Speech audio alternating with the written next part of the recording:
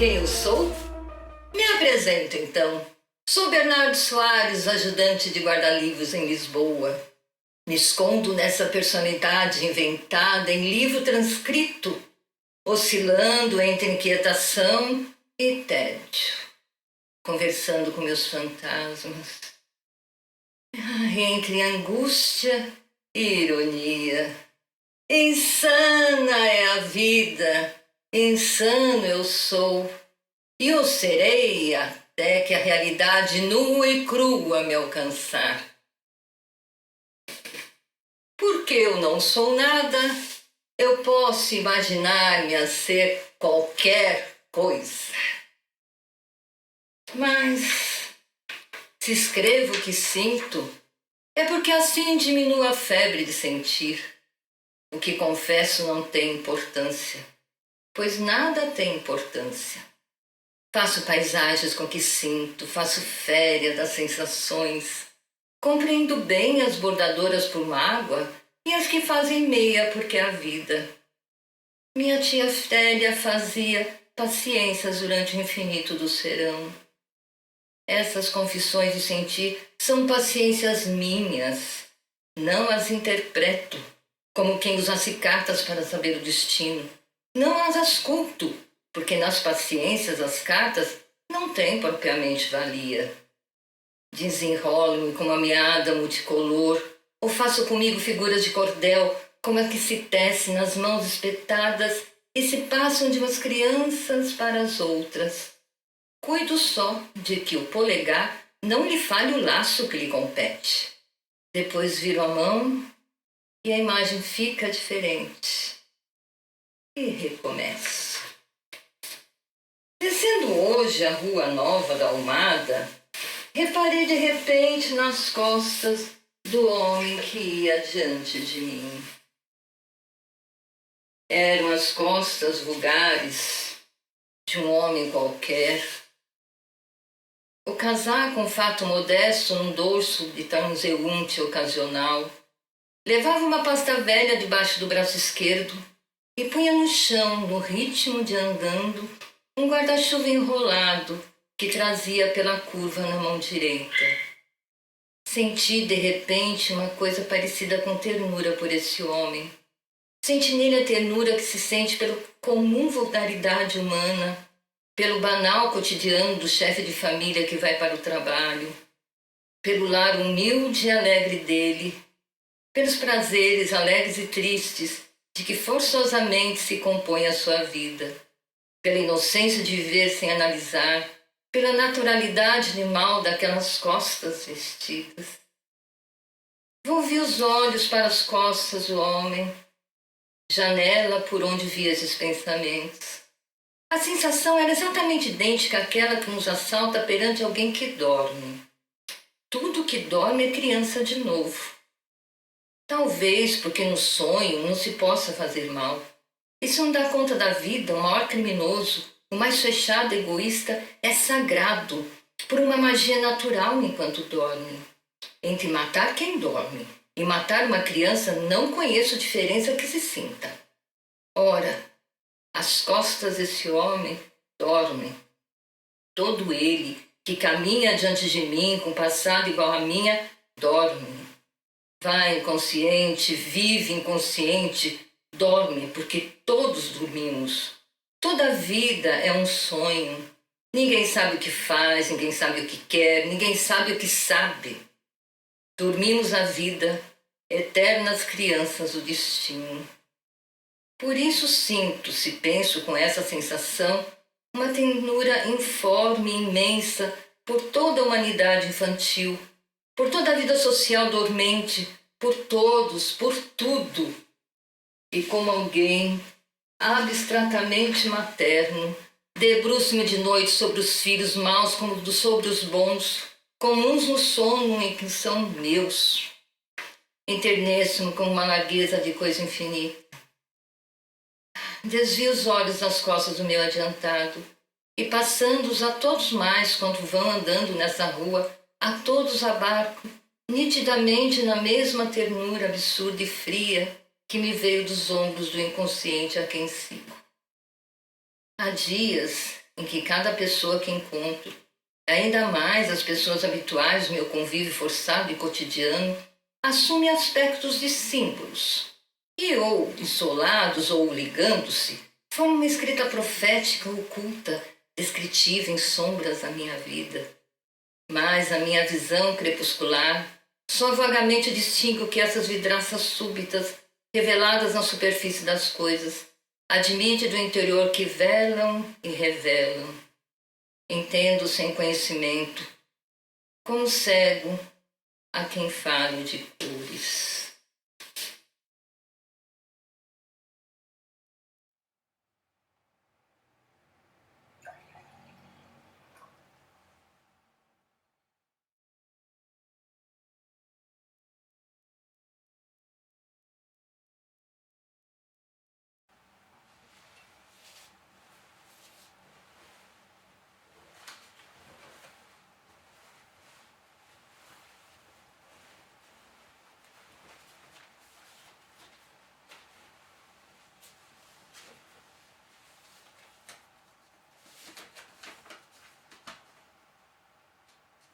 Por que escrevo, se não escrevo melhor?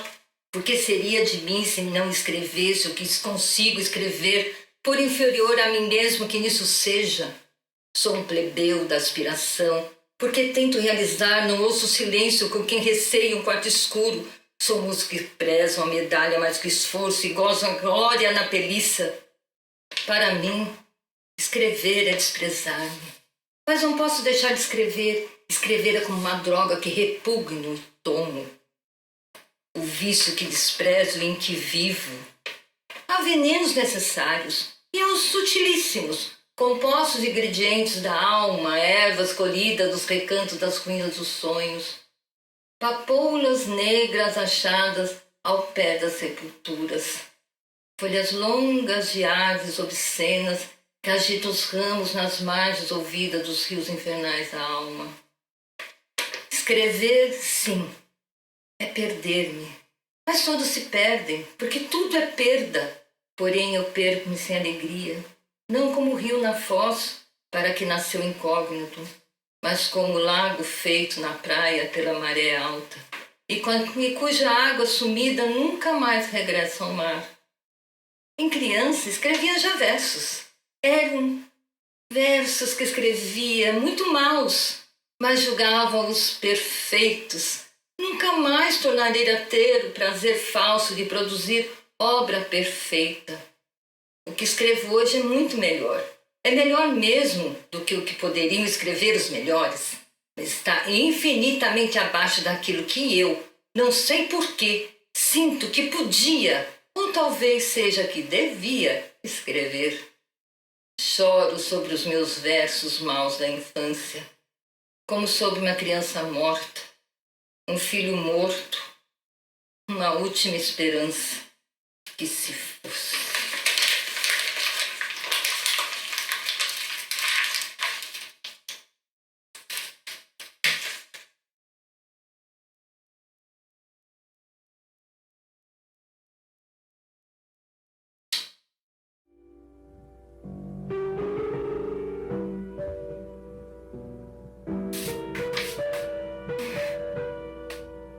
A arte mente porque é social. E há só duas grandes formas da arte. Uma que se dirige à nossa alma profunda, a outra que se dirige à nossa alma atenta. A primeira é a poesia, o romance a segunda. A primeira começa a mentir na própria estrutura. A segunda começa a mentir na própria intenção. Uma pretende dar-nos a verdade por meio de linhas variadamente regradas, que mentem à inerência da fala. Outra pretende dar-nos a verdade por uma realidade que todos sabemos bem que nunca houve. Escrever é esquecer. A literatura é a maneira mais agradável de ignorar a vida. A música embala, as artes visuais animam, as artes vivas, como a dança e o representar, entretêm. A primeira, porém, afasta da vida por fazer dela um sono. As segundas, contudo, não se afastam da vida, umas porque usam de formas visíveis e, portanto, vitais, outras porque vivem da mesma vida humana. Não é esse o caso da literatura. Essa simula a vida. Um romance é uma história que nunca foi, e um drama é um romance dado sem narrativa. Um poema é a expressão de ideias ou de sentimentos em linguagem que ninguém prega, pois ninguém fala em verso. Escrever uma obra de arte com preciso tamanho para ser grande e a precisa perfeição para ser sublime, ninguém tem o divino de o fazer, a sorte de o ter feito. O que não pode ir de um jato sofre do acidentado do nosso espírito. Se penso nisso, entro com minha imaginação um desconsolo enorme, uma dolorosa certeza de nunca poder fazer nada de bom e útil para a beleza.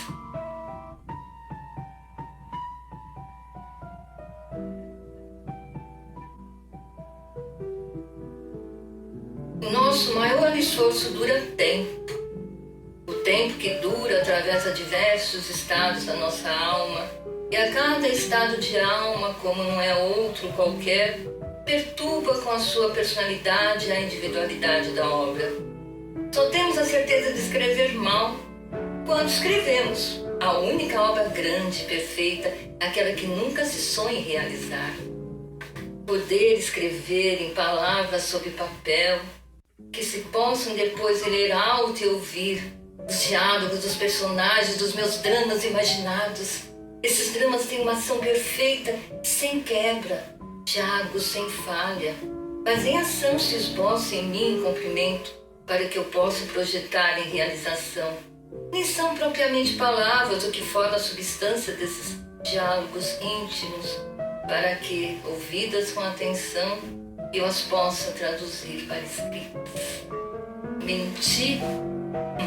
Não, compreendi que a mentira, salvo o que é infantil e espontânea e nasce da vontade de estar a sonhar, é tão somente a noção da existência real dos outros e da necessidade de conformar a essa existência nossa, que se não pode conformar a ela. A mentira é simplesmente a linguagem ideal da alma, pois assim como nos servimos de palavras que são sons articulados de uma maneira absurda, para a linguagem real traduzir os mais íntimos e sutis movimentos da emoção e do pensamento, que as palavras forçosamente não poderão nunca traduzir.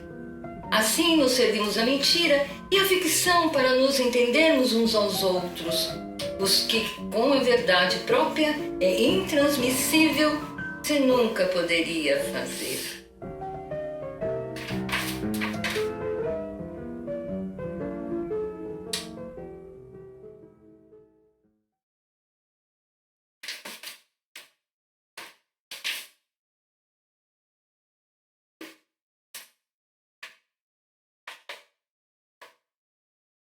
Toda a literatura consiste no esforço para tornar a vida real. Como todos sabem, ainda quando agem sem saber, a vida é absolutamente irreal na sua realidade direta. Os campos, as cidades, as ideias, as coisas absolutamente fictícias, filhas da nossa complexa sensação de nós mesmos, são intransmissíveis todas as impressões, salvo se a tornarmos literárias. As crianças são muito literárias porque dizem como sente, e não como deve sentir quem sente segundo outra pessoa. Uma criança que uma vez ouvi disse, querendo dizer que estava à beira de chorar, tenho vontade de lágrimas. Esta frase, absolutamente literária, a ponto que seria afetada no poeta célebre, se ele a pudesse dizer, refere resolutamente à presença quente das lágrimas ao romper das pálpebras conscientes da amargura líquida. Tenho vontade de lágrimas. Aquela criança pequena definiu bem a sua espiral. Dizer, saber existir pela voz escrita e a imagem intelectual. Tudo isso é quanto a vida vale. O mais é homens e mulheres, amores supostos e vaidades factícias, subterfúgios da digestão e do esquecimento. Gentes remexendo-se como bichos quando se levanta uma pedra, sobre o grande pedregulho abstrato do céu azul, sem sentido. A arte livra-nos ilusoriamente da sordidez de sermos, enquanto sentimos os males e as injúrias de Hamlet, príncipe da Dinamarca, os nossos vis, porque os nossos sentimos são vis, porque são nossos, e vis, porque são vis. O amor, o sono, as drogas e intoxicantes são formas elementares da arte, ou antes de produzir o mesmo efeito que ela. Mas amor, sono e drogas têm cada um a sua desilusão. O amor farta ou desilude. Do sonho desperta-se quando se dormiu, não se viveu. As drogas pagam-se com a ruína daquele mesmo físico que serviram para estimular. Mas na arte não há desilusão, porque a ilusão foi admitida desde o princípio. Da arte não há despertar, porque nela dormimos, embora sonhássemos. Na arte não há tributo ou multa que paguemos por ter gozado dela. O prazer que ela nos oferece, como em certo modo não é nosso, não temos nós que pagá-lo ou que arrependermos dele. Por arte entende-se tudo que nos delicia sem que seja nosso. O rasto da passagem, o sorriso dado a outrem, o poente, o poema, o universo objetivo. Possuir é perder. Sentir sem possuir é guardar, porque é extrair de uma coisa a sua essência.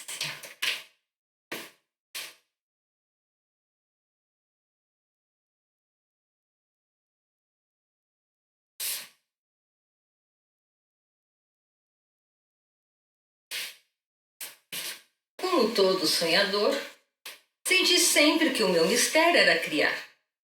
Como nunca soube fazer um esforço, ativar uma intenção, criar coincidiu-me sempre com sonhar, querer ou desejar, e fazer gestos com sonhar, os gestos que gostaria de fazer.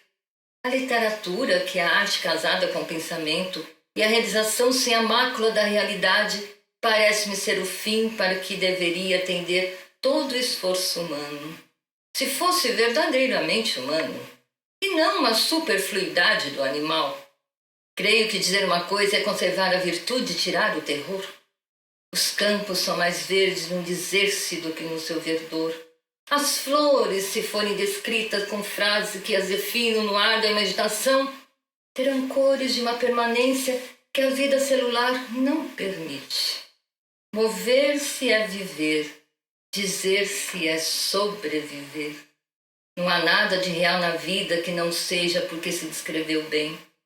Os críticos da Casa Pequena sonham apontar que tal poema, longamente ritmado, não quer, afinal, dizer senão que o dia está bom. Mas dizer que o dia está bom é difícil. E o dia bom, ele mesmo, passa.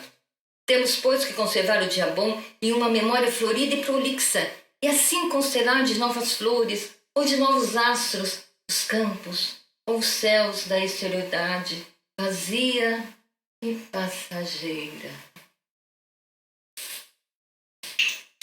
Quanto mais alto é o homem, de mais coisas tem que se privar.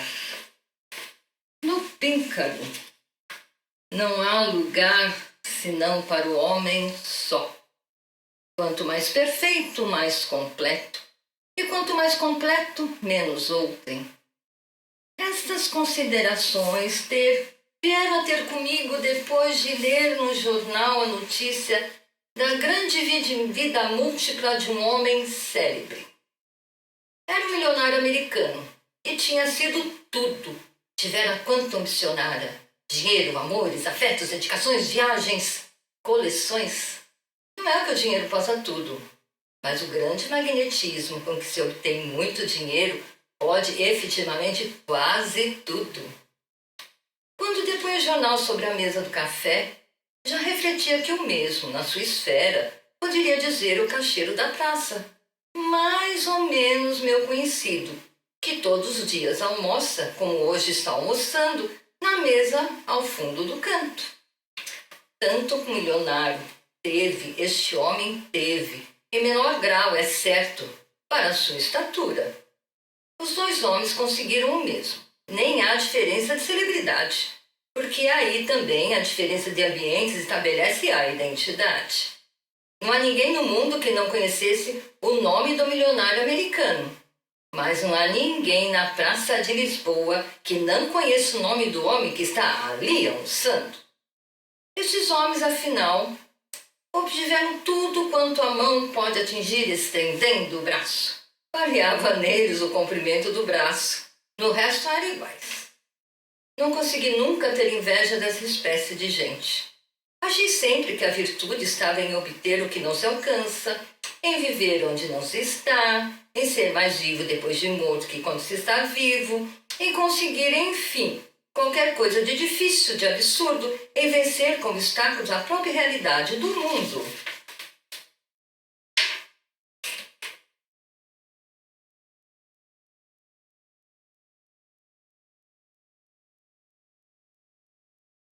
O prazer da fama futura é um prazer presente. A fama é que é futura.